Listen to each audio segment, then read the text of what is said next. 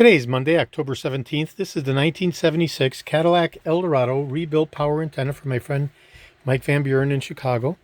I've connected the unit to power and I'm going to be doing a functional validation test.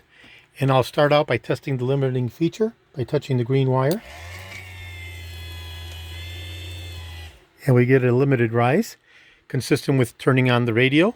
And now we'll go ahead and do a full extension as if we were pressing the up switch on the modality button and the unit self-parks. Now we'll do a full retraction.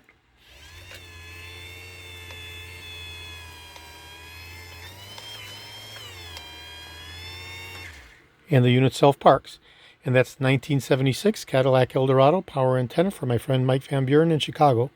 This is George in Florida. I have over 75,000 original vintage parts from 1967 through 1976 for the Cadillac Eldorados. 375,000 1959 to 1976 Cadillac items overall. I'm best known for my restoration of the Cadillac steering wheels with the wood grain inlay, the tilt and telescopic steering columns, the power seat mechanisms, the instrument clusters, and other critical hard-to-source original vintage Cadillac items such as these power antennas. Today is Monday, October 17th. This is George in Florida. Thank you very kindly.